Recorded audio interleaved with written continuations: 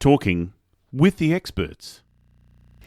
Beginning with processes, you can scale your business across this new remote world and increase profit margin. Andrew Lee in episode 307 explains all. So with my coffee, the origins came from like me trying to scale my other company. Just for quick context, creative industries are notoriously hard to hire for because a lot of it is subjective. There's such a range in quality of work. You hear the taboo horror stories of, oh, I went on Fiverr and I hired some designer and then it cost me like $5, but then it came back just bad. It was just bad quality of work, bad communications and everything. And then you have like the high end, right? Like if you're going to hire within the US, like let's say a US employed art director, and then they cost you $80,000 a year. So you have a huge spectrum of, what kind of quality of work you can get. So when I was running during like running Slick Media and growing that team, I started to explore the idea of, can I find quality workers, but internationally? Like, does it have to be based in the US? This was actually like right at the beginning of COVID lockdown. So welcome to Talking with the Experts. This is where we discuss great ideas to take your business to the next level. How do we know these ideas work? Well, it's because we're talking with business owners who are using these ideas. Business owners who have years of experience and expertise. All things business by business owners for business owners. And now, here is your host, Rose Davidson. Hello and welcome to Talking with the Experts. I'm your host, Rose Davidson from rosedavidson.com. Talking with the Experts is about all things business by business owners for business owners. You can find it on all good podcasting streaming platforms and on YouTube.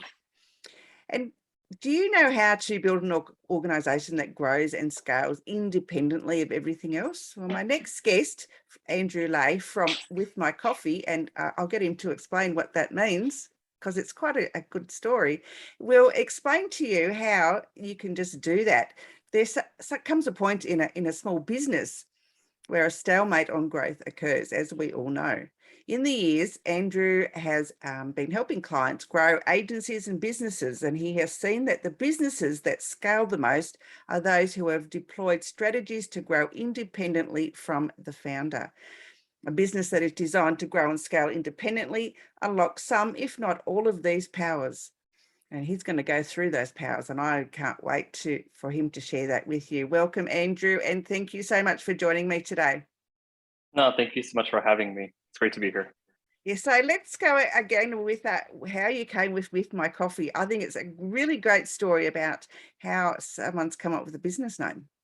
I think it's kind of cheesy, but like I'm glad that you enjoyed the story. So I have another company.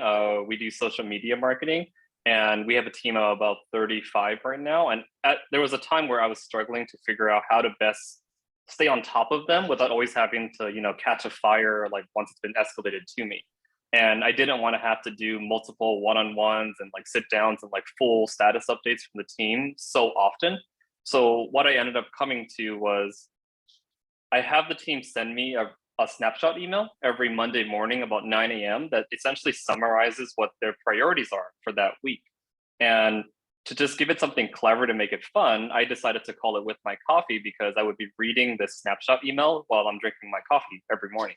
So I ran with that for my other company. And then when it came time to think of a name for our new business, the virtual assistant business, me and my business partners were just brainstorming on different ideas that we can go, or different paths that we can go down. We played around with like staffing names, recruiting names, something on like the designer and creative side. And then we decided to just go for completely random because it would be a better like branding opportunity. And then I mentioned With My Coffee emails, and then they loved the idea. So then here we are. Yeah, I think it's really clever that, you've used something so, I don't know, every day to create a name, and it's clever. And I could just imagine the branding that you could, use with that. It mind boggles. Yeah. And then, understanding the marketing space, like ultimately, like a name's a name, like it's how you build the brand around it. Right.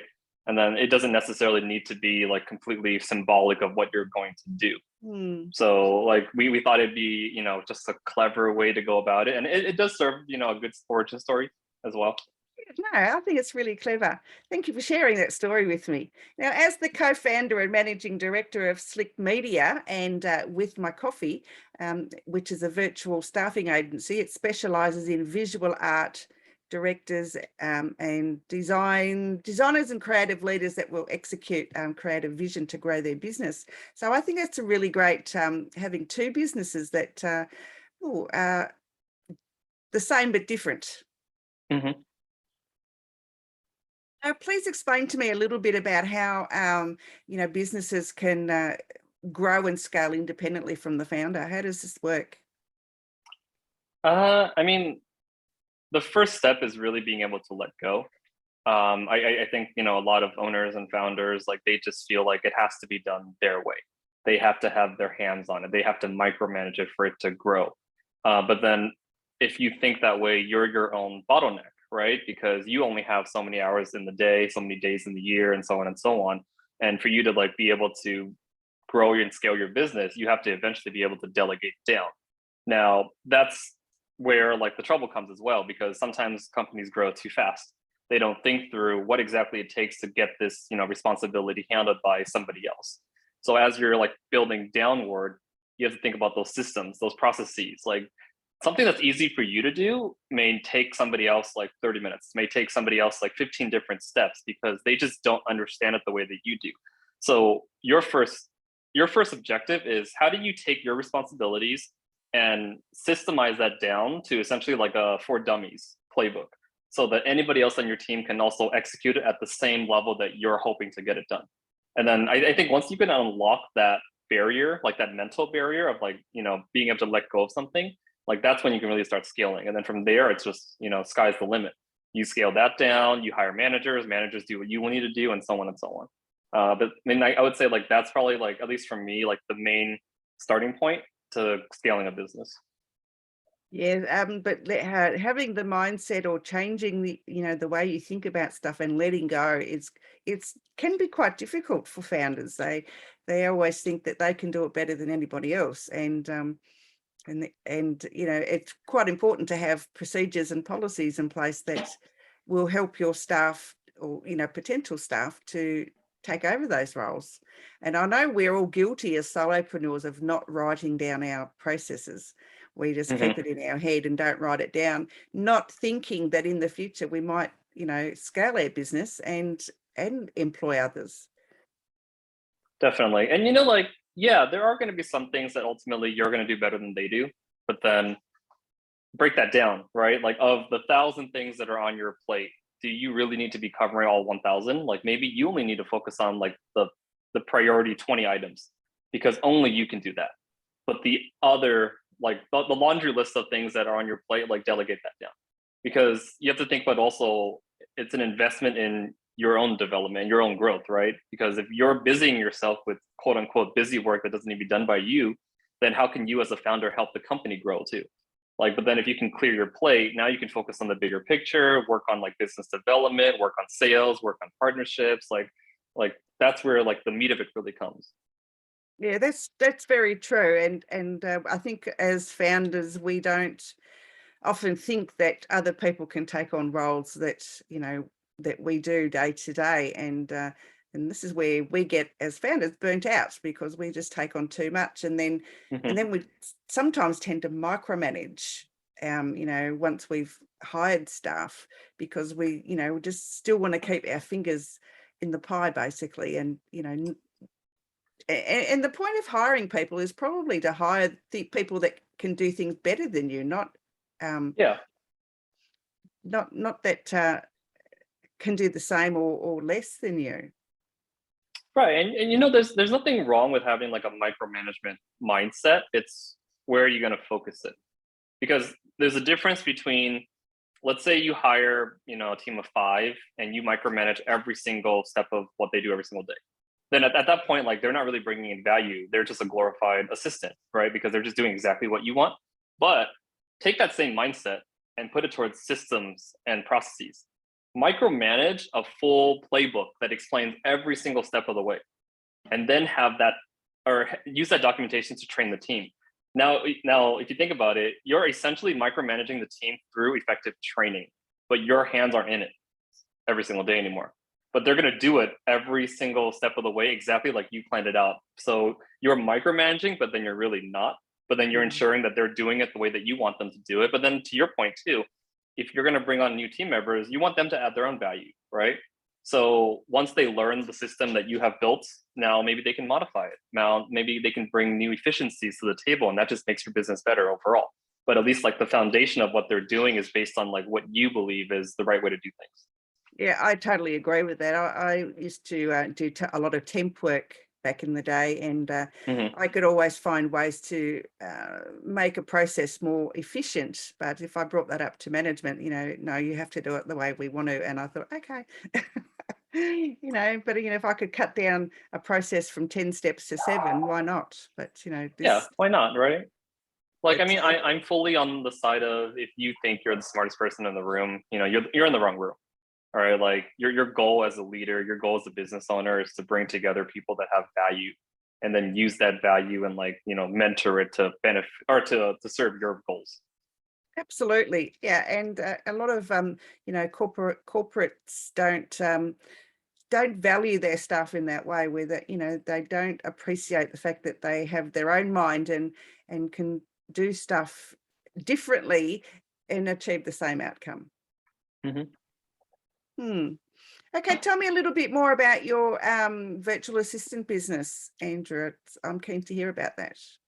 Yeah, so with my coffee, actually, it was actually, the origins came from like me trying to scale my other company. So just for quick context, creative industries are notoriously hard to hire for because a lot of it is subjective. There's such a range in quality of work. You hear the taboo horror stories of, oh, I went on Fiverr and I hired some designer, and then it cost me $5, but then it came back just bad. It was just bad quality of work, bad communications and everything. And then you have like the high end, right? Like if you're going to hire within the US, like let's say a US employed art director, and then they cost you $80,000 a year. So you have a huge spectrum of, what kind of quality of work you can get. So when I was running, or during like running Slick Media and growing that team, I started to explore the idea of, can I find quality workers, but internationally? Like, does it have to be based in the US? This was actually like right at the beginning of COVID lockdown. So, remote work was becoming more accepted, right? Like there wasn't a need to have somebody physically come into the office anymore. It could be, hey, anybody can work from anywhere. So I ran with that thought. Can I effectively find creative, candidates that can serve like what I need, but like internationally? Like let's open the gates here. No more looking locally within my own city. Like let's just look across and let's see what I can find. Ultimately, I was able to, find the right people. My team of designers now is like 7 people on the Slick Media side. And then I saw an opportunity, like, why can't we, make this into a recruiting staffing agency? Like, why can't we actually bring this to the table for other companies that may need it? Because again, like right now, you do kind of have 2 ends of the spectrum, right? Like you can go on Fiverr, you can find something really cheap. You can go on Upwork, which is kind of a hit or miss depending on like what kind of freelancers you connect with, or you can go like all in, hire an in-house agency, hire something US based, so on and so on. So we developed, or we created With My Coffee because we realized that, hey, there is a big opportunity here. Like I am going to be able to connect you with qualified candidates internationally and at a more cost-effective rate than what you can get like, in your local area. And then we thoroughly vet them to meet your specific business like requirements or whatever your project requirements are. And like for us, it's about guaranteeing the quality of the team member, because in order to succeed, you need to be able to build like a quality and efficient team.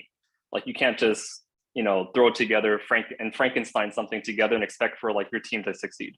So our business model is very much built around the fact that we believe that we can 100% guarantee that you will be happy with who we assign you. Like they are going to be a great fit for you. And at the same time, they'll be cost effective. They're not going to cost as much as what a US person may be. They're not going to cost as much as what like an agency may be, but they'll be more expensive than obviously what Fiverr is. So we kind of hit that middle ground right there. Yeah, it's a good concept. I had a guest on last week, I think, who has a virtual assistant business as well, and he was saying, very similar things to you about how you can scale more efficiently at less cost. And unfortunately, you need to go overseas to do that because, even here in Australia, to hire a VA is just like astronomical. Yeah, and I think like there's this taboo over the term VA. But when you think about it now, everybody's working remotely. So isn't everybody a VA, in that sense? So like you shouldn't judge the quality of work that someone can deliver just because of where they're located. Absolutely. Like I don't think that's fair.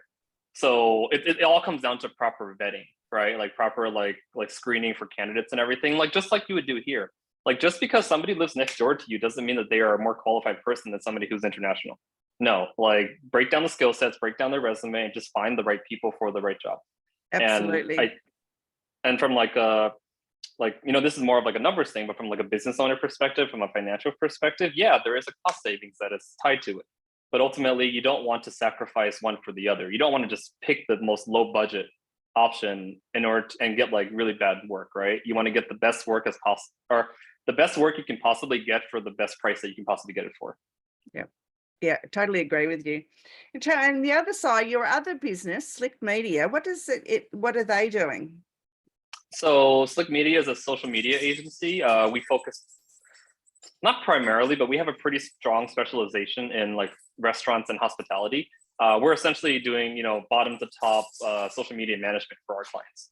So that's anything from, actually managing the page, community management, doing design work, content production, influencer campaigns, and then a little bit of like Facebook advertising as well. Our scopes vary depending on ultimately what our clients need, but we very much try to be like a partner with them and do whatever we think is best for the brand. Especially because social media is it's kind of a wild, wild west now. Like some brands think they can do it easily. Some brands take a major initiative against it, but like we're just trying to come in here and help provide value.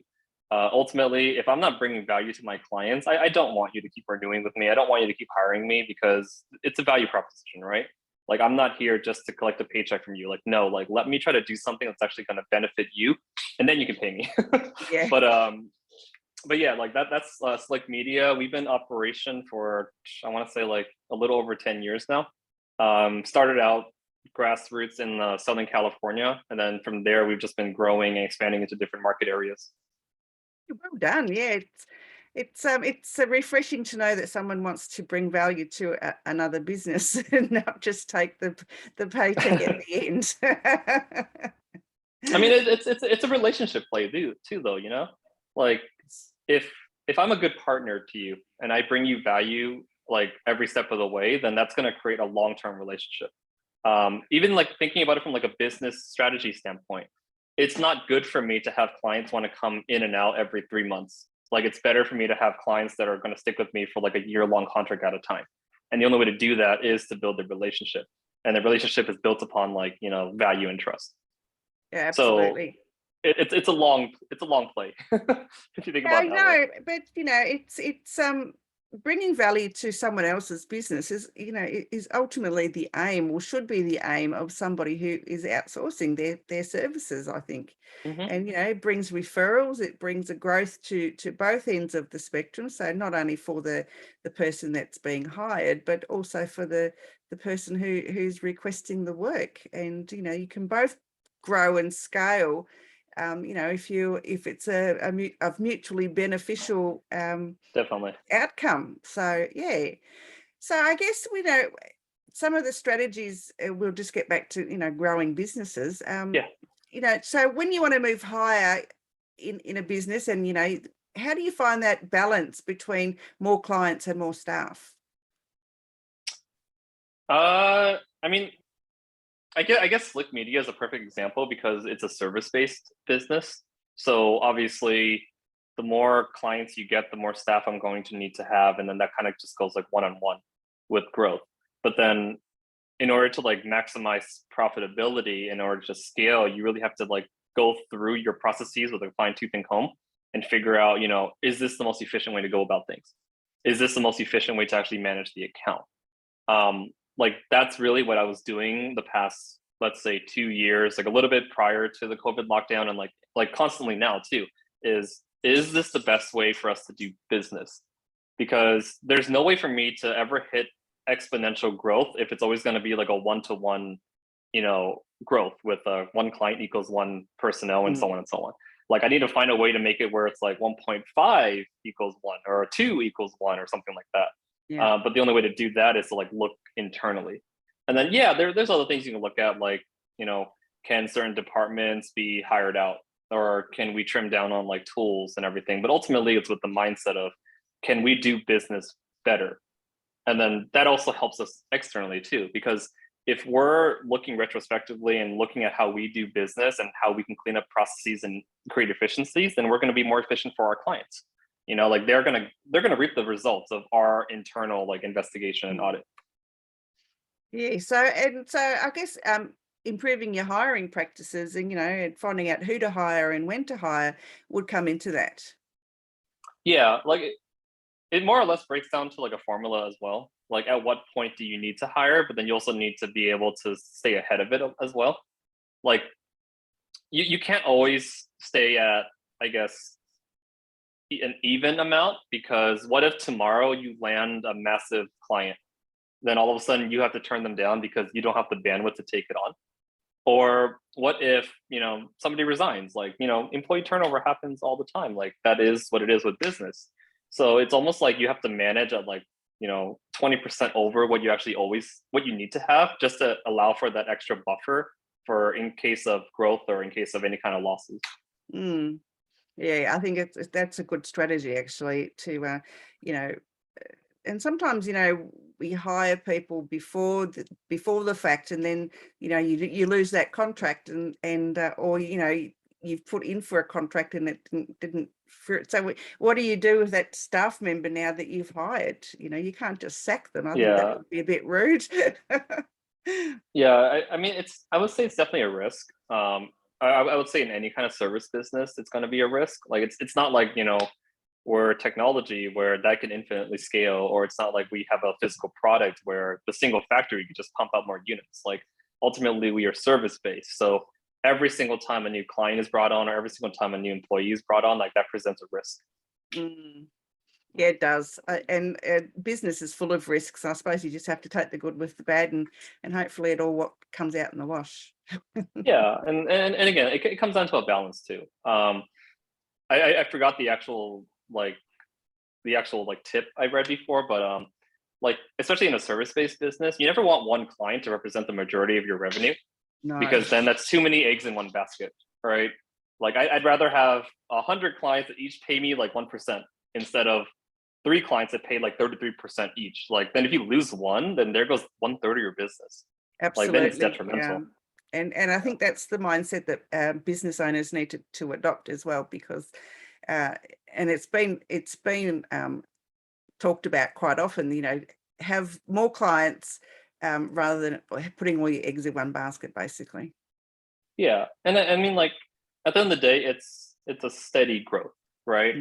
Like if you're gonna go after the more clients, but like each one paying incremental, like you're still gonna grow. It's just not gonna be at the huge percentages that you're thinking of. Like obviously, if you sign, that 1/3 client, like wow, you just brought in 1/3 of the revenue. That's huge. But then now you also bear the risk of that one client leaving. Yes. Yeah. But if I have the 100 clients, like okay, cool, 5 can leave, no big deal. I'm still hovering at 95% of my overall revenue. Absolutely. Andrew, where can people find you if they want to learn about Slick Media or With My Coffee? Yeah, I mean, Slick Media is slickmedia.com. With My Coffee is withmycoffee.com. Super simple. And then I myself am on LinkedIn as well. Terrific. And I don't suppose you've written any books or have a podcast or anything like that? Have not written any books. I'm slowly getting more involved in podcasts. I haven't hosted any myself, but I'm trying to be guest in more, just to get comfortable with the space. I love this space. It's absolutely awesome. I'm so glad I Yeah. started. I've met some incredible people. It's I don't know. I just love it. Yeah. No, Andrew, it's a great experience and just learning from others as well. absolutely. I learn every day from all of my guests. I think I know something, and they just turn that right on its head, and I find out I didn't know as much as I thought I did. So yeah, Right. Or like somebody else knows it a different way than you, and then you learn something from that. Yep, I love it. I love it. Andrew, any last words of advice that you'd like to share today? I mean, kind of going back to the topic about scaling, I think just let go. That's going to be the hardest thing first, because that I very much realize that that's a mental block that happens to a lot of founders and entrepreneurs. But until you can really let go, you're not going to be able to take it to where it can go. Yeah. Sage advice. Sage advice indeed. Andrew, it's been an absolute pleasure. Thank you so much for joining me today and sharing your wisdom with us. It's been enlightening. No, thank you. I had a lot of fun. You've been listening to Talking with the Experts, hosted by Rose Davidson. Make sure you have a look at our back catalogue over at talkingwiththeexperts.com, and be sure to subscribe to our podcast so you don't miss out on any episode. We look forward to your company next time.